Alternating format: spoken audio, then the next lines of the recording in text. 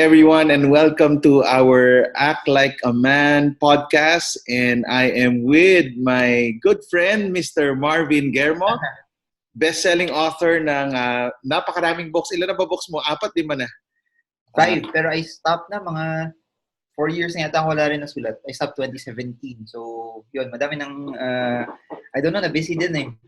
I'll try to write again. So, hopefully this lockdown, baka may Alright, sulat. so best-selling author ng 5 libro, he's Mr. Stock Smarts.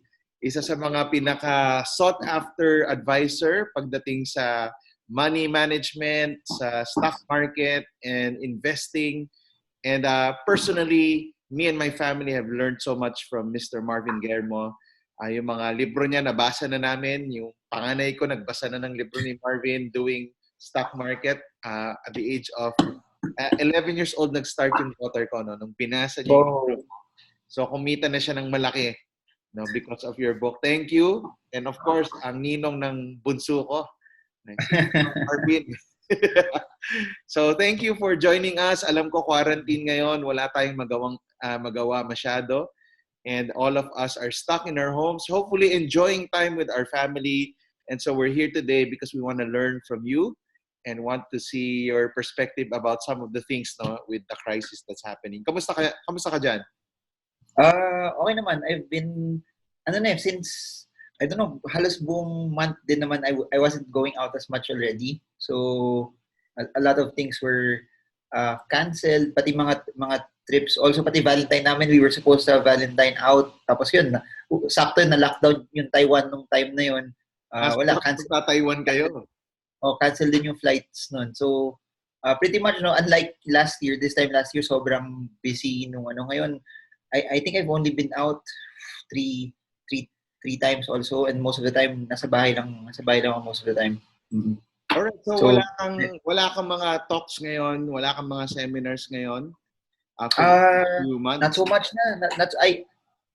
Before this, deliberately also, I wanted to slash down some of the talks also, deliberately. Then, plus this, na lalong na slash also. Kasi understandable, people don't want to be around a lot of people, wala masyadong gathering. So, yun. And I think over the next, siguro until probably May or June, wala na rin nakaschedule also. So, okay. Yeah.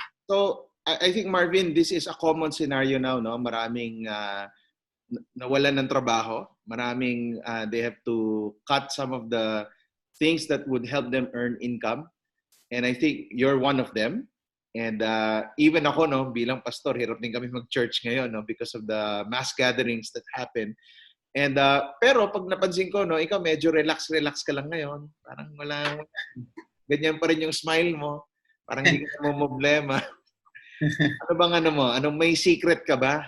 And I think, what are the lessons that you've learned, knowing the context of where our people at now? Maraming Pilipino ngayon, talagang naka-survival mode, no? Gustong pumasok ng Metro Manila para lang dahil isang, no work, no pay, no? So, what are some things that you've done in your life that would prepare you for crisis moments like this? Okay, just a backdrop, though. Yung lahat ng mga pinaplano mo, kala mo you have a fallback plan. Pero when you look at it, for example, the stock market is closed, the bond market is closed. So meaning, yung mga in-expect mo na dividends from it while it's closed, pati dividendo apektado, pati interest apektado eh. Kasi yung what people call na bonds na conservative, wala kang makukuha ang bonds kung sarado yung bond market eh. So wala kang makukuha ang interest from it also. So yung things na kala ko kahit walang talk or kahit walang other sources of since affected din pati investments, yung cash flow will also get hit at a certain point in time. That's why this is what I've been saying to a lot of people, that yung mga moments na ganito, recessions, economic downturns, they happen. They're cyclical. They have happened in the past, pero different shape, sizes, and form lang yan. 97, iba. 2008, iba. Ngayon, iba rin. So, people were saying magkaka-recession this year. I never thought that it would actually happen also. But what I knew was I was preparing.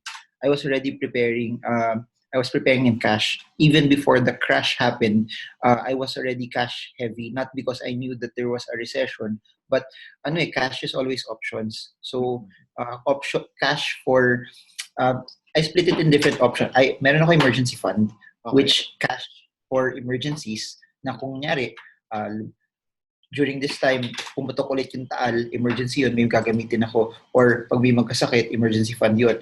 Pero I also have what I call a buffer fund. Buffer fund is cash also, pero operational expenses ko that I will last for a very, very long period of time also. Kasi in what I do, and I tell a lot of entrepreneurs this, hindi specific yung sweldo mo on a monthly basis But your greatest weapon is this. Mahirap gumawa ng negosyo, mahirap mag-innovate, mahirap mag-disrupt kung iniisip mo saan ako kukuha ng pangkain, saan ako kukuha ng or kailangan ko yatang kumita ngayon kasi kung hindi wala akong pantuition. So I make sure that I have this buffer fund that it will last me a very, very long time regardless kung walang pumasok. Then third one is I've also been preparing for just in case of recession fund. It's also cash. The just in case of recession fund is when markets drop, I will find either the cheapest stock I can find, I will find the cheapest business I can find, or if meron nagbebenta ng real estate na mura, I will use that cash to start to invest it. So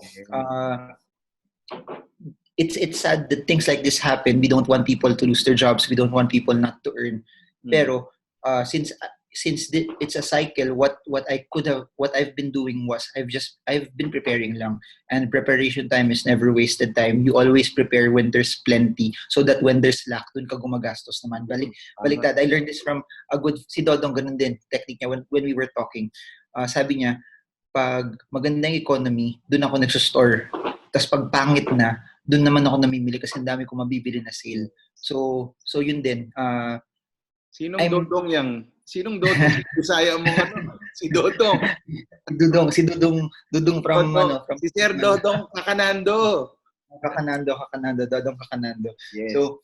So yun, it's still and at that time a lot of people were saying sayang naman pag cash yun, pero cash for me is options, cash for me is a hedge, cash for me is liquidity that yun in times like this, we were talking in another video, instead na nag-iisip ka kung ano kakainin mo, nag-iisip ka kung how can you position yourself to be better also once this is over. So iba yung mentality nun. That's why you see a lot of people do well, because in times like this, they're already preparing themselves kasi they also prepared when times were plenty. So ganun lang sa akin. I may talk a lot about stocks, but I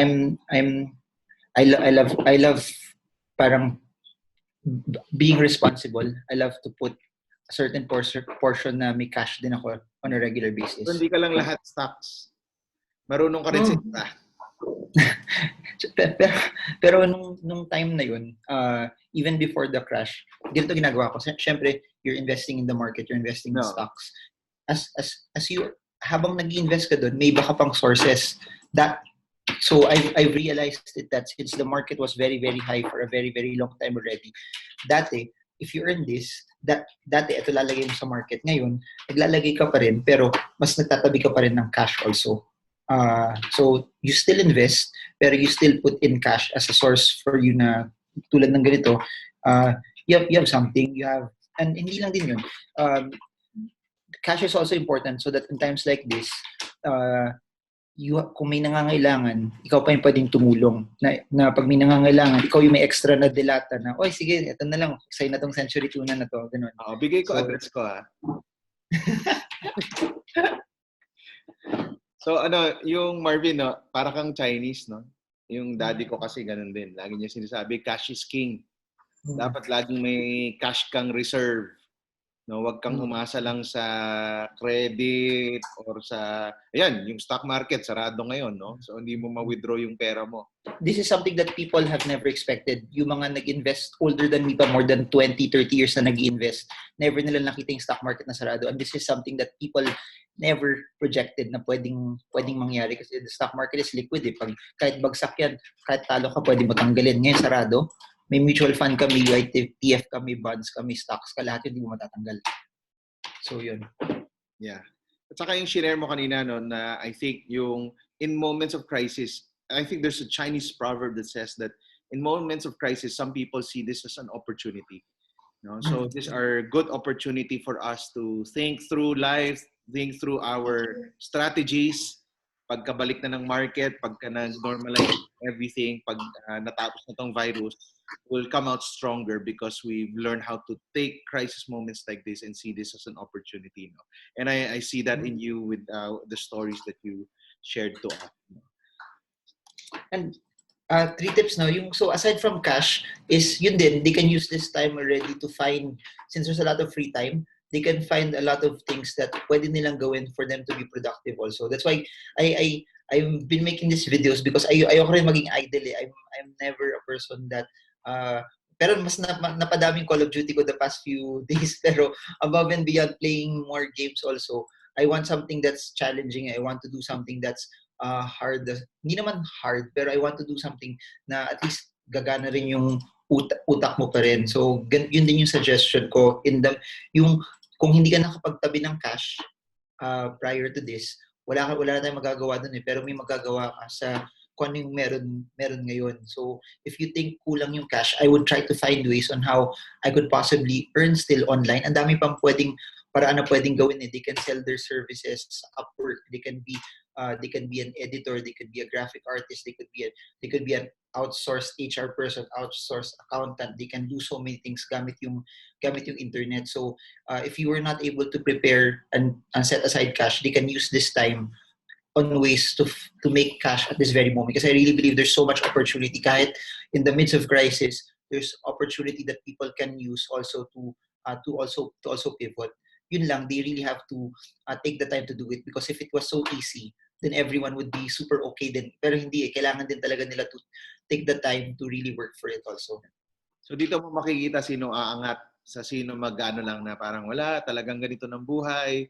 And there are people who take this time to build themselves up and really work on their craft while everybody's on quarantine. And that's why I wanted us to make the video also, kasi a lot of people wanted to blame me. Parang kasalanan nito, kasalanan nun, dapat hindi to sinara. Wala na tayong magagawa dun. Instead of trying to blame, instead of trying to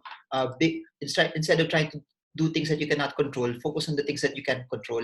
So hindi ko control yung lockdown, pero control ko paano ako pwede kumita during lockdown. Hindi ko control yung lockdown, pero control ko saan ako pwede maghanap ng mura na bilihin na bukas pa na at least makaka-provide din ako sa family ko. So ganun lang yung technique. Even yung sa pagsabi ko sa cash kanina, I cannot control when a recession will happen, but I can control the amount of cash that I save when it happens also. Yes. Galing.